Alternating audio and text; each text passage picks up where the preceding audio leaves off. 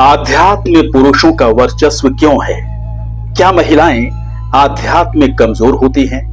ये सवाल सिर्फ आध्यात्मिक परंपरा की बात नहीं करता, बल्कि समाज, इतिहास और संस्कृति की पर्दे भी खोलता है। भारत में भी अधिकतर ऋषि, गुरु, संत, मठाधीश पुरुष हैं। धार्मिक ग्रंथों की व्याख्या करने, शास्त्रों की शिक्षा देने अधिकतर पुरुष ही होते हैं।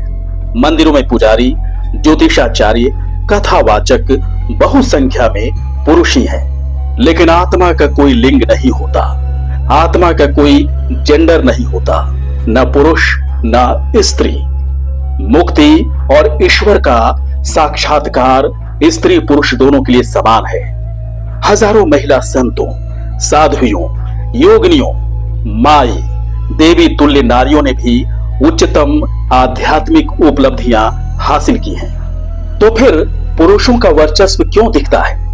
ऐतिहासिक रूप से पितृसत्ता ने ज्ञान, धर्म, शिक्षा और संन्यास के रास्ते पर पुरुषों को प्राथमिकता दी।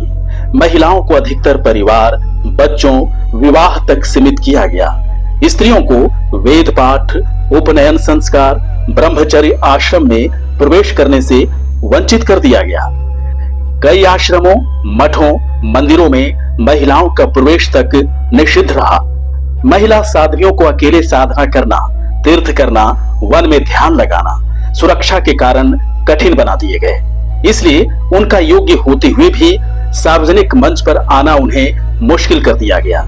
लेकिन महिलाएं आध्यात्मिक रूप से पीछे कभी नहीं रही हैं।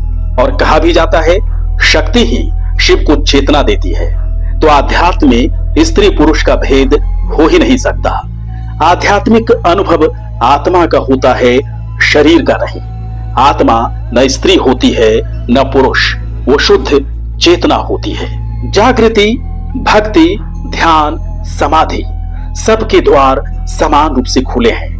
वहीं कई मामलों में तो महिलाएं आध्यात्मिक तौर पर पुरुषों से बेहतर हैं। जैसे उनमें स्वाभाविक भक्ति भाव होता है, धैर्य, सहनशीलता, ममता, करुणा, सहानुभूति और अंतर्दृष्टि उनके अंदर गहरी होती है। इसलिए तंत्र, भक्ति, सेवा और करुणा के मार्गों में महिलाएं बहुत तेज प्रगति कर सकती हैं। तभी वक्त भी बदल रहा है और आज महिलाएं वेद पढ़ रही हैं, आचार्य बन रही हैं, कथा कर रही हैं, ध्यान सिखा रही हैं। भारत और विश्व में महिला गुरुओं की संख्या लगातार बढ़ रही है। योग, ध्यान, रेकी, मेडिटेशन जैसे क्षेत्रों में महिलाएं अब अग्रणी हैं। मतलब साफ है, आध्यात्मिक तौर पर बेहतर कोई भी हो सकता, क्योंकि आत्मा के सफर पर चलने के लिए किसी शरीर की जरूरत नहीं होती, बल्कि सिर्फ चेतना की जरूरत होती है।